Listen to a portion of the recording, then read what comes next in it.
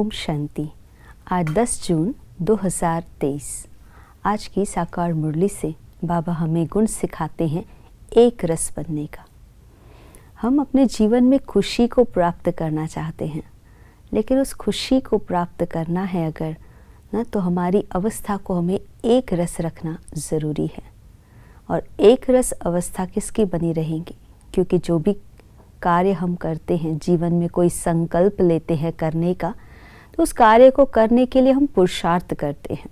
और पुरुषार्थ करते हैं तो ज़रूर उसकी प्राप्ति भी होती है, सफलता भी मिलती है। लेकिन कभी कभी रुकावट भी आती है ना, कोई विघ्न भी आता है। रुकावट आने के कारण कई हो सकते हैं, जैसे कि हमारी कोई स्किल की कमी हो सकती है, हमारी कोई समझ की कमी हो सकती है, या हमारे पास कोई साधन की कमी हो सकती है। जिस समस्या को हम समाधान कर सकते हैं, अपने समझ के अंदर वृद्धि ला करके ना समस्या का समाधान कर सकते हैं। किसी से राय सलाह करके उस समाधान कर सकते हैं। साधन का जो है कमी उसको पूरा कर सकते हैं। किसी तरह से उन समस्याओं का समाधान हो सकता है। लेकिन विघ्न जो आते हैं, वो विघ्न आने का कारण जो होता है वो सूक्ष्म में अगर हम चेक करें तो हमारी कमज़ोरियाँ होती हैं, या हमारे ही पास्ट के कोई कर्मों का बोझ होता है, जिस कारण से विघ्न आते हैं। उन विघ्नों के समाप्ति के लिए हमें अपने आप के साथ पुरुषार्थ करना होता है। विघ्न आए उस समय विचलित नहीं होना है, विघ्न आए उस समय घबराना नहीं है, विघ्न आए उस समय गिव अप नहीं करना है, लेकिन अपने आप से पुरुषार्थ कर शांत चित्त होकर अपनी कमज़ोरियों को ख़त्म करने का अभ्यास करना है।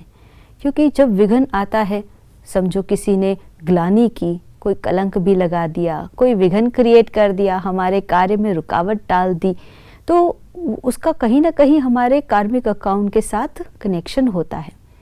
तो हमारे सामने ही वो समस्या क्यों आई? क्योंकि कार्मिक अकाउंट है।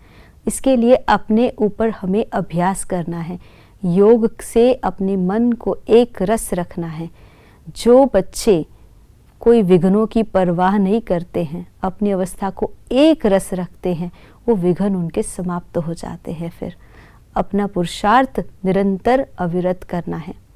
जैसे एक छोटा सा किस्सा रामायण में हम सुनते आए हैं।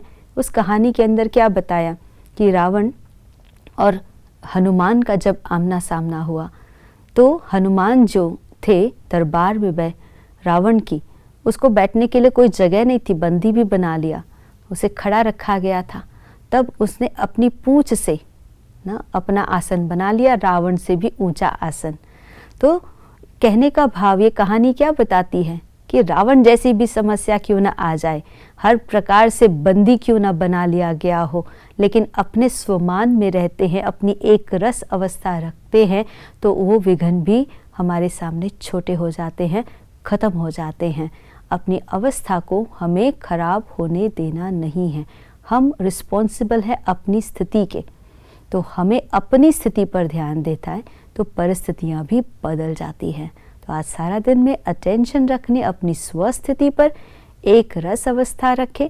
कोई भी कमी है, कमज़ोरी है, उसे नोटिस पर ला कर के उसे ठीक करने, उसे योग से ना कमज़ोरी को ख़त्म करें और अपने आप को शक्तिशाली बनाएं। आज के दिवस की यही शुभकामना। ओम शांति।